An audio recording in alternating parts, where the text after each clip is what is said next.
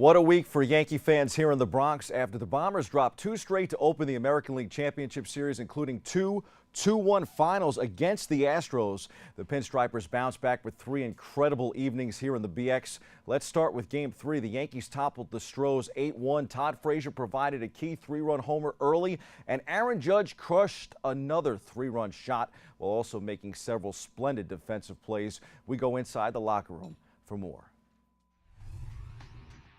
Well, I mean, we don't focus about what they expect. You know, we're a team that, believes in ourselves. So, and we know that we're going to give them a fight. I mean, things are like that. We can't change it now, so we got to focus on one game at a time and just go from there. I mean, the fans, they're great. They keep us in the game a lot. So I think they're a big help for us. And I mean, it just seems that when we come back here, there's a different vibe. We've made really big pitches in big spots, and that's to shut down a good offense. They're gonna put pressure on you, and it's if you can get out of the innings where they really put pressure on you with a big pitch, it's big for us. That's what I kind of picked up and learned from my teammates. They've always supported me all year, through the good times and bad times. And like I said, I give them the chance to play in the ALCS with the New York Yankees. It's a dream come true. It's a different scenario for me because I was a bench guy coming in with Cincinnati, and I was playing behind Scott Rowland, but atmosphere was great. But there's nothing like here in New York, and I knew, we tried to get that one win, and it would have been great if we did. But guess what? We're playing at home. That's kind of like an advantage, as it is, and the fans were great, and this is where you want to be. We talked about it last week. Yanks have done their best with their backs against the wall this postseason, and Tuesday night was no different. 9 outs from going down 3-1 in the series. The Baby Bombers erupted for a shocker. Judge homered and delivered a game-tying hit, while Gary Sanchez smashed the go-ahead double in a decisive 4-run eighth as the Yankees stunned the Astros with a 6-4 victory in Game 4 to even the ALCS at 2-2. Here are the managers discussing the game that may have turned the series. What does this do for them and the team going forward? Well, I think it just continues to give them confidence. And, I look up and down the board in other series, and you see guys are struggling, and it's such a short sample size that, I think our guys have really done a good job not getting caught up in it. You're seeing the best pitching staffs. You're seeing really good starters. You're seeing strong bullpens. And I think it's just, hey, it's one day at a time. It's one at-bat at a time. And those guys came up big for us today. Like, what's just watching that kind of unfold over those 35 minutes? Yeah, no, it's rough. I mean, it's not a great visual from my side of the dugout. I'm not sure how it was from the other side. But, for us, we just couldn't get the inning to end. It was we were trying to match up and make pitches. They were putting really good at-bats together. And then even their outs, they had productive outs or whatever. Not nobody likes that term, but they got 90 feet whenever they needed to, whether it was the sac fly, whether it was Gardner's ground ball to second base. I think the key really in that inning is not turning Headley's ball into an out. Have you heard this stadium louder or shake more?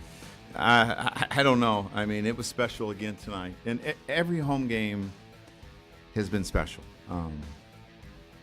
I just feel like the fans are back. And, I see things that I haven't seen in a while, and it reminds me a lot when I was playing here, so it's been fun to watch.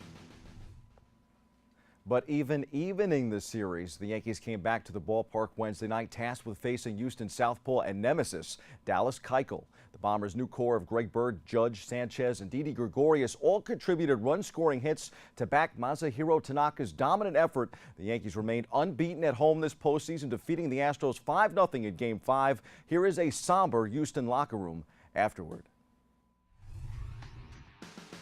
When you play at home, things like this happen, and that's why it's so tough to win on the road in the playoffs. And New York is no joke. Yankee Stadium is a tough place to play, and it was rocking these 3 games, but it's going to be rocking on Friday for us. I always knew that they have a really good team, and we always knew that we have to come here and battle.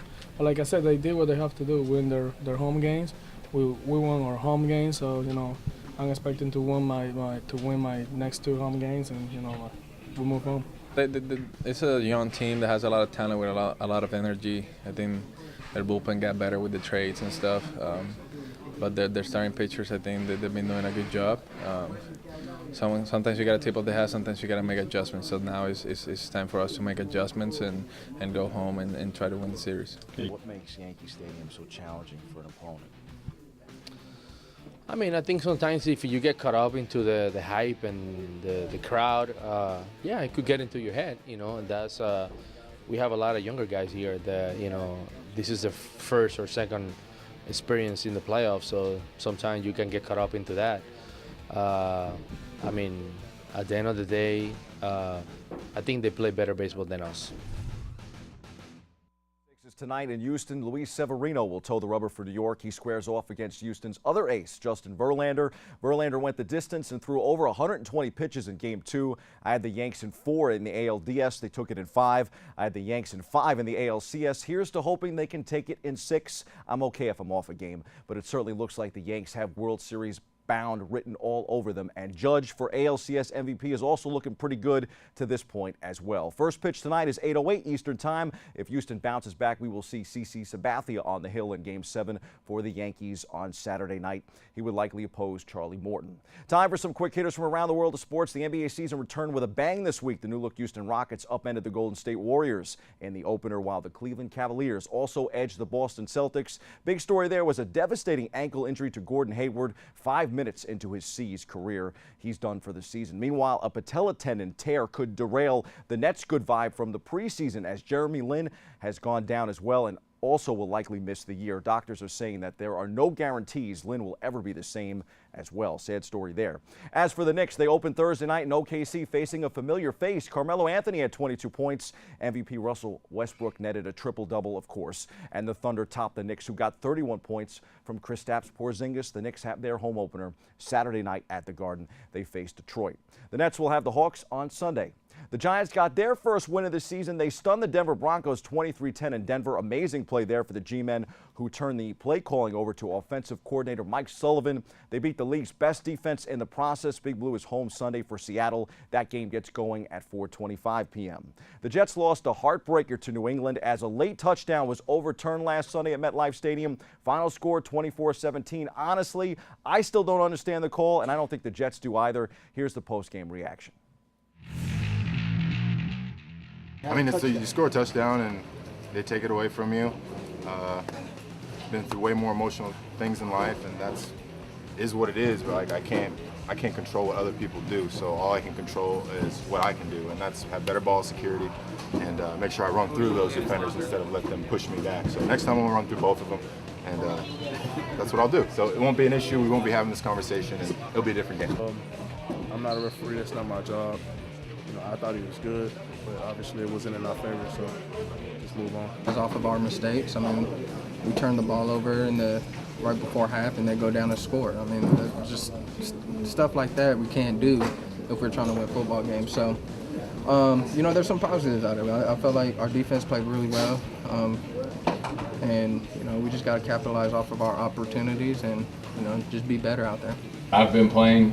I've never seen a reversal after a review, after somebody's argued it. So, you know, from that point, once that decision's made, let's move on. You know, mentally, let's get ready for the next drive. Defense go out there and hold them, and they did. And we got the ball and moved it back down again. So, you know, that's our mindset. You know, if we had time, I would love to hear, you know, why and all those things. But that's not my job. My job is to go get ready and try to get back in the end zone. And from the ice, the struggling New York Rangers are digging themselves a hole this early season they may not be able to get out from. They lost 4-3 in the shootout to the Islanders Thursday night. The Broadway Blue Shirts are 1-5-2 to start the season. Those are the headlines. We hit the C-list for some Yankee perspective.